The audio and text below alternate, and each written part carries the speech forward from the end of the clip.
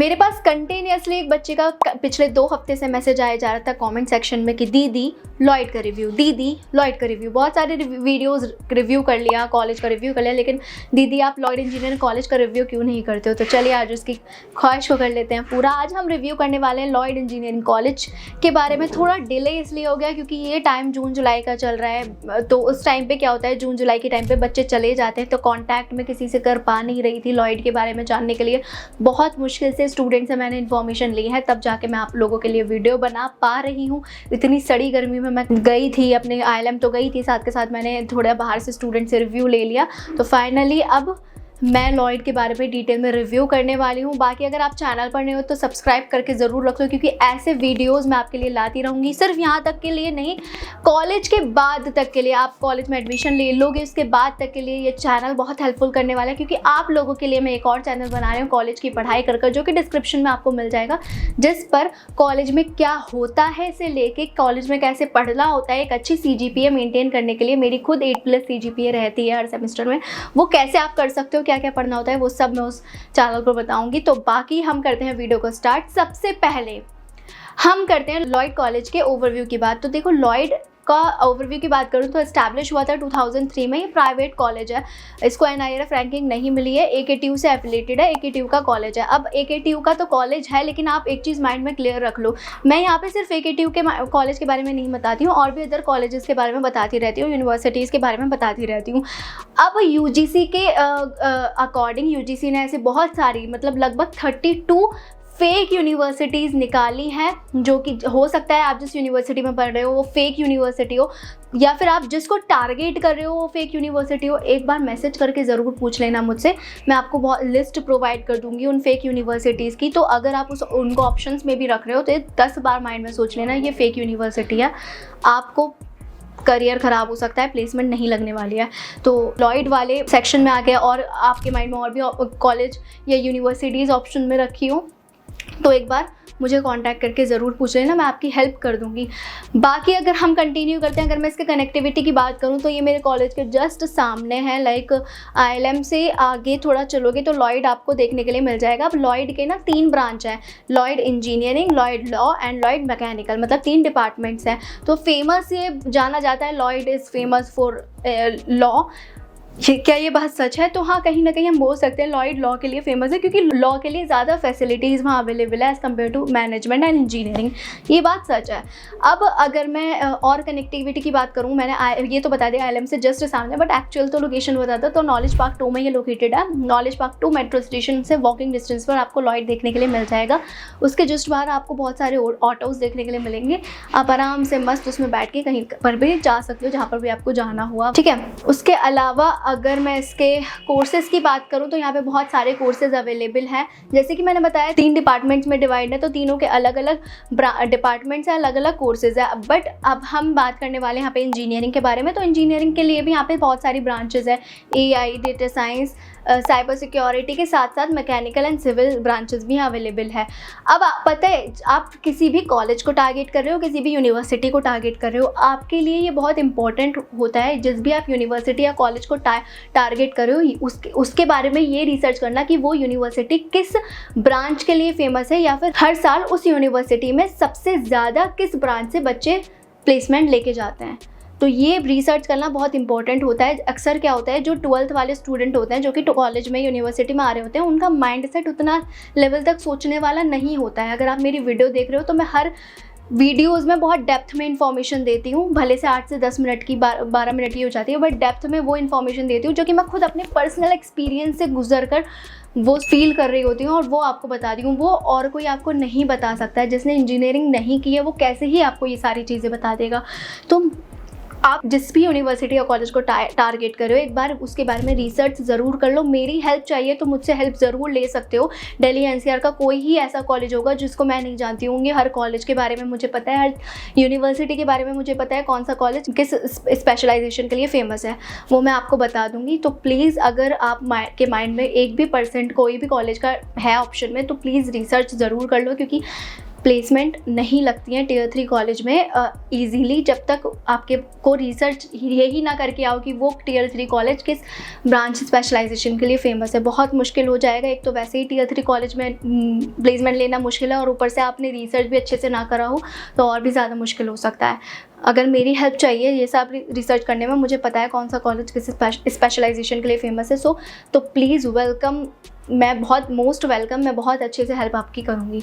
बाकी ये हो गई स्पेशलाइजेशंस की बात, कोर्सेज़ की बात। अब मैं थोड़ा फ़ीस का डिस्कस कर लेती हूँ। तो देखो यहाँ पे जो फ़ीस है, यहाँ पे आपको बहुत ज़्यादा फ़ीस देखने के लिए नहीं मिलेगी। लगभग जो बीटेक की फ़ीस रहती है वो 4.5 लाख से 6 लाख टोटल 4 इयर्स की फ़ीस यहाँ पे देखने के लिए मिल जाती है। अभी इतना वास्ट डिफर इसलिए आता है, इतना ज़्यादा जो डिफरेंस आता है उसका रीज़न ये रहता है, या तो उस बच्चे की जिसकी फ़ीस 4.5 लाख से 6 लाख है, जिसकी फॉर एग्जाम्पल 4.5 लाख फ़ीस है, तो वो या तो स्पेशलाइजेशन उसका डिफरेंट है, थोड़ा मतलब मैकेनिकल सिविल ले रखा होगा, डिफरेंट स्पेशलाइजेशन है, या तो फिर उस बच्चे की अच्छी स्कॉलरशिप लगी है।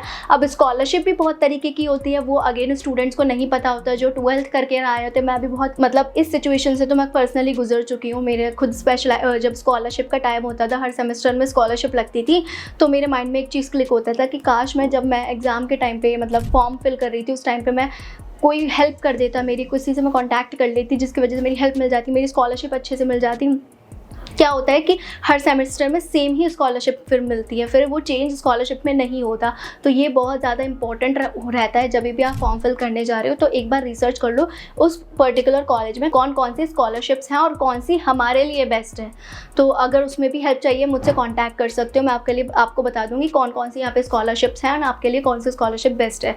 आपको फ़ी में थोड़ा डिस्काउंट हो जाएगा। तो ये हो गई आपके कॉलेज के फ़ीस की, एकेडमिक्स की बात। अब हम थोड़ा बात कर लेते हैं हॉस्टल्स के बारे में। तो हॉस्टल्स के इन कैंपस ऑफ कैंपस दोनों जगह अवेलेबल रहता है। मैं बोलूँगी कि आप फर्स्ट ईयर में इन कैंपस ही रहो, ताकि इन कैंपस में रहने के बहुत सारे बेनिफिट होते हैं। उसमें से बहुत सबसे जो बेसिक रहते हैं, एक तो मेमोरीज आपको मिलेंगी, दूसरा आपको प्लेसमेंट में भी काफ़ी हेल्प मिलती है, क्योंकि इंटरनली बहुत सारी इवेंट्स और बहुत सारी चीज़ें होती रहती हैं जो कि ऑफ कैंपस वाले स्टूडेंट्स को नहीं पता होती। तो ट्राई करना इन कैंपस में रहो। इन कैंपस की जो फ़ीस रहती है 1 से 1.5 लाख रहती है। वो डिपेंड करता है आपके उस पर कि आप कौन से सीटर में ले रहे हो, 1 शेयरिंग, 2 शेयरिंग, 3 शेयरिंग, किस में रह रहे हो, वो उसके बेसिस पर डिफ़र करता है। हॉस्टल्स में सारी फैसिलिटीज़ होती हैं, लॉन्ड्री, डाइनिंग, मेस, सारी फैसिलिटीज़ अवेलेबल है। वाईफाई भी अवेलेबल होता है, बट वाईफाई आपको कॉलेज में आने के बाद पता लग जाएगा हर कॉलेज का वाईफाई कैसा होता है। मतलब शायद अगर आप मेरे वीडियो बाद में कॉलेज में आने के बाद देखोगे तो वीडियो चलती भी ना देखे। अच्छा क्योंकि वाईफाई सिस्टम हर कॉलेज का बहुत ज़्यादा ख़राब होता है, बहुत फ्रस्ट्रेटेड होता है, बहुत इरिटेशन होती है, क्योंकि ऐसा लगता है जैमर लगा दिया कॉलेज वालों ने, जिसकी वजह से नेट ही नहीं चल रहा है। तो वो हर कॉलेज का रहता है। तो ये माइंड में ज़रूर रखना, अपने अच्छे वाला नेट का रिचार्ज करना, ताकि आप अच्छा से 2 GB पूरा यूज़ कर पाओ। वाईफाई पे डिपेंड मत रहना कॉलेज के। अब थोड़ा बात कर लेते हैं हम इसका एडमिशन प्रोसेस की। इतना सब कुछ बता दिया। एडमिशन प्रोसेस अगर मैं एक्सप्लेन करूँ तो सबसे पहले यहाँ पर याद रखना, AKTU काउंसलिंग के थ्रू भी एडमिशन होता है, डायरेक्टली भी एडमिशन होता है। AKTU काउंसलिंग के थ्रू एंड डायरेक्टली दोनों में सीट्स रिजर्व होती है। कुछ % सीट्स उनके लिए डायरेक्टली वालों के लिए होती है, कुछ % काउंसलिंग के थ्रू होती है। अब काउंसलिंग के थ्रू तो ठीक है, हो जाएगा। अब जो डायरेक्टली होगा उसके लिए आपको फॉर्म फिल करना पड़ेगा। फॉर्म फिल करने के लिए ये लोग कूपन सिस्टम भी रखते हैं, क्योंकि उन लोगों को पता होता है एक बच्चा एक कॉलेज को नहीं 10 कॉलेज को टारगेट कर रहा है, तो 10 कॉलेज में 10 जगह फॉर्म भरेगा तो बहुत ज़्यादा पैसे चले जाते हैं। तो इसलिए कूपन कोड रखा जाता है कि आप मतलब 10 कॉलेज में फॉर्म फिल कर लो। जहाँ आपके 10 कॉलेज में फॉर्म फिल करने के बाद 12, 13, 14 हज़ार खर्च होने वाले थे, वहाँ 4, 5, 6 हज़ार में भी काम चल सकता है। तो इसलिए इस कॉलेज में भी कूपन कोड सिस्टम चलता है। थोड़ा डिस्काउंट आपको एप्लीकेशन फॉर्म में मिल जाएगा। एक बार कांटेक्ट करके मुझसे पूछ लेना, अवेलेबल होगा तो मैं आपको बता दूंगी। उसके बाद इनका इंटरव्यू होगा। ये इंटरव्यू कभी कभी होता है, ऐसा नहीं है हमेशा इंटरव्यू होगा फॉर्म फिल करने के बाद। वो डिपेंड करेगा आप किस मोमेंट पे फॉर्म फिल कर रहे हो, या तो इंटरव्यू होगा या रिटन टेस्ट होगा। हो सकता है उस मोमेंट पे इंटरव्यू ना हो रहा हो, ना ही रिटन टेस्ट हो रहा हो, डायरेक्टली हो रहा हो, या फिर उस पॉइंट पे इंटरव्यू भी हो सकता है। या ये उस पर भी करता है कि आपकी परसेंटेज कितनी है, उस परसेंटेज पर भी आपका इंटरव्यू और रिटन टेस्ट डिपेंड करता है। उसके बाद आपका डायरेक्टली ऑफर लेटर निकलेगा, एडमिशन हो जाएगा बेस्ड ऑन कि आपने इंटरव्यू में क्या परफॉर्म किया है, अपने रिटन टेस्ट में क्या परफॉर्म किया है। स्कॉलरशिप्स भी उसके बेसिस पर बहुत तरीके की लगती है। तो अगर आप टारगेट कर रहे हो उस कॉलेज को डायरेक्टली तो मेरे से एक बार कॉन्टैक्ट करके पूछ सकते हो। बाकी एकेटिव काउंसलिंग के थ्रू भी अगर टारगेट कर रहे हो तो एक बार मुझसे उस वे में भी कॉन्टैक्ट कर सकते हो। मैं आपकी हेल्प कर दूंगी कि यहाँ पे स्कॉलरशिप्स एंड ऑल कैसे लगती है। अब हम बात कर लेते हैं थोड़ा प्लेसमेंट के बारे में। पहले तो मैं इसका हाईएस्ट एंड एवरेज पैकेज बता देती हूँ, फिर थोड़ी सी रियलिटी भी बता दूंगी। अब थोड़ा मैं इसके हाईएस्ट पैकेज की बात करूँ तो उसका हाईएस्ट 31 लाख पर एनम का हाईएस्ट पैकेज गया था एंड एवरेज ये बताता है 9.25 लाख पर एनम। अब ये चीज़ उनके ना वेबसाइट पर लिखा हुआ है। अब इन डेप्थ में मैं इसकी थोड़ी रियलिटी बता देती हूँ जो वहाँ के स्टूडेंट से पता लगी है। तो देखो ये सच बात है कि चलो मान लिया 31 लाख पर एनम का हाईएस्ट पैकेज गया, 9.25 लाख का एवरेज पैकेज गया, लेकिन याद रखना लॉयड में सिर्फ मास रिक्रूटर्स कंपनीज ही आती हैं। मास रिक्रूटर कंपनीज वो वाली जो कि बल्क में हायर करती हैं स्टूडेंट्स को बल्क में, जैसे कि एसेंचर, विप्रो, ये सारी मास रिक्रूटर्स कंपनीज होती हैं जो कि ख़राब नहीं होती बट बल्क में स्टूडेंट्स को हायर करती हैं, जिससे वो हाईएस्ट पैकेज उनका 30-40 लाख का नहीं बट एवरेज भी उनका जो पैकेज जाएगा वो 6 से 7 लाख का जाएगा। ये सिर्फ वेबसाइट वाले पे दिखाने के लिए बात होती है बट रियलिटी में यही होता है कि जो एवरेज पैकेज जाएगा लॉयड का या फिर टियर 3 में बहुत सारे ऐसे कॉलेजेस हैं जिसमें एवरेज पैकेज 6 से 7 लाख ही जाना है। बस ये वेबसाइट पे दिखा देते हैं शो ऑफ के लिए बट फैक्ट यही होता है जो कि कॉलेज स्टूडेंट ही बता सकता है। मैं एक कॉलेज स्टूडेंट हूँ, मुझे पता है सारे टियर 3 कॉलेजेस में क्या सिस्टम चलता है। तो ये ज़रूर याद रखना, कोई भी कॉलेज को आप टारगेट कर रहे हो एक बार मुझे मैसेज करके पूछ लेना उस कॉलेज का कितना एवरेज और कितना हाईएस्ट है, वो मैं आपको अच्छे से डेप्थ में बता दूँगी विद रियलिटी। उसके अलावा अगर मैं और डिटेल में बात करूँ तो देखो हो सकता है कि ये जो पैकेज ये हाईएस्ट बता रहे हैं, देखो हाईएस्ट पैकेज 30 लाख गया है बट 30 लाख 31 लाख जो पैकेज है वो इंजीनियरिंग वालों का नहीं, वो अदर डिपार्टमेंट का गया। लॉयड लॉ के लिए फेमस है, हो सकता है लॉ के लिए गया हो।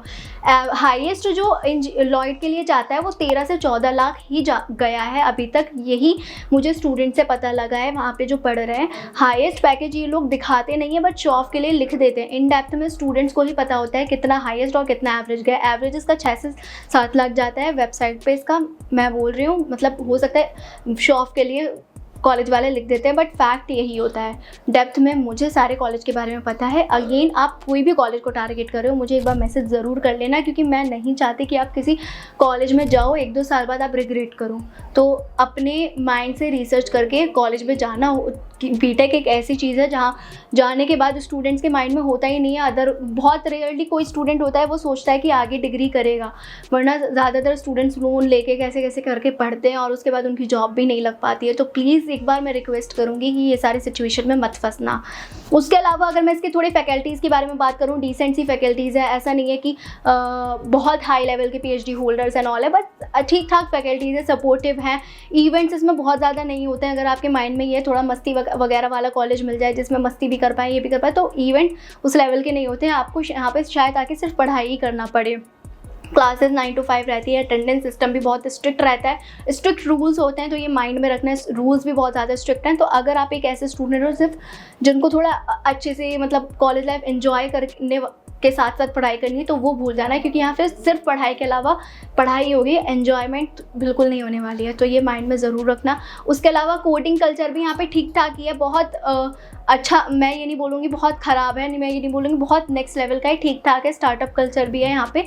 एंड उसके अलावा अगर मैं इसके थोड़े प्रोज एंड कॉन्स की बात करूँ तो प्रोज में हम इसका लोकेशन एक एडवांटेज रख सकते हैं कि लोकेशन का एक एडवांटेज है। थोड़ा फीस का हम देख सकते हैं रखने को, फीस भी थोड़ा बहुत एडवांटेज में हम कंसिडर कर सकते हैं, बट स्टिल थोड़ा तो हाई है ही ऑब्वियसली फीस, बट रख सकते हैं हम फिर भी। लोकेशन एक बेस्ट इसका एडवांटेज है। डिसएडवांटेज इसका एक ये चीज़ है कि यहाँ पे डायरेक्टली भी एडमिशन होता है, KTU के साथ साथ डायरेक्टली भी एडमिशन होता है, जिसकी वजह से क्राउड थोड़ा ज़्यादा आपको देखने के लिए यहाँ मिल जाएगा as compare to other colleges, other KTU colleges.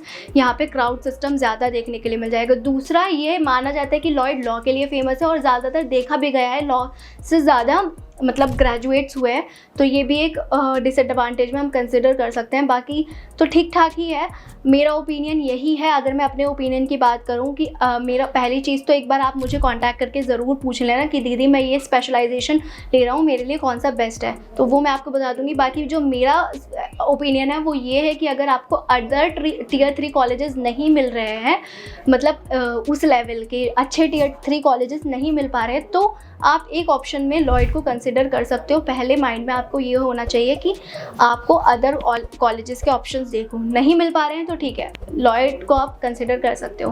बाकी यही था लॉयड के बारे में एक बहुत डिटेल का सा रिव्यू। आपको कैसा लगा कमेंट करना है, नेक्स्ट वीडियो किस पे बनाऊँ अगेन कमेंट करना। बाकी मिलता है नेक्स्ट वीडियो में, अभी के लिए बाय बाय।